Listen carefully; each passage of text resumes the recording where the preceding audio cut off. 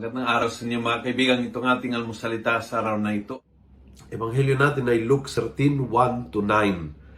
Sabi ng Ebanghelyo, Jesus continued, "A man had a fig tree growing in his vineyard, and he came looking for fruit on it, but found none. Then he said to the gardener, 'Look, here, for 3 years now I have been looking for figs on this tree, and I have found none.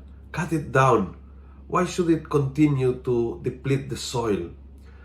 The gardener replied, 'Leave it 1 more year so that I may dig around and add some fertilizer. Perhaps it will bear fruit.'"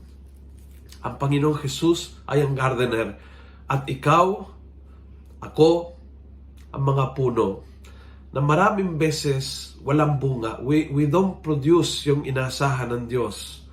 Hindi tayo tumutugon sa mga paanyaya ng Diyos. Hindi tayo naging productive sa ating spiritual life. Hindi tayo naging masigasig sa ating misyon.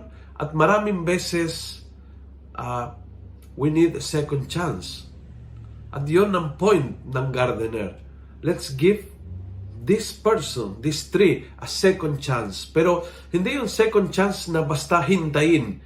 Kundi kailangan dalawang bagay. We have to dig around at kailangan mag-fertilize.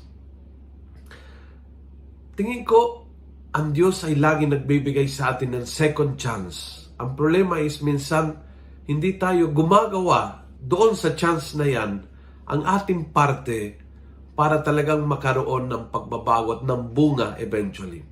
So ano nga ang kailangan mag-dig out? Anong kailangan alising, tanggaling? At anong fertilizer? Ano ang kulang? Anong kailangan inject sa buhay mo para bumalik ang sigla ng iyong puno para may bunga?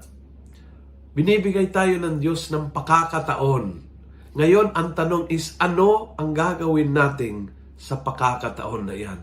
Ang Diyos ay napakabait. Ang Panginoong Jesus mismo ang gardener.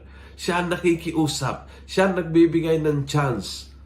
But kailangan po nating alagahan ng ating sariling puno para magkaroon ng bunga. You are given a new opportunity. Anong gagawin mo sa chance na binibigay ng Diyos para talagang maging mabunga ang iyong buhay? Maging mabunga ang iyong buhay, mag-asawa ang iyong buhay, sa paglilingkod ang iyong buhay, sa trabaho. Ano nga ang kailangan fertilizer? Ano nga ang kailangan tanggaling, alisin para maging tunay na mabunga ang halamang ito? Kung nagustuhan mo ang video nito, pass it on.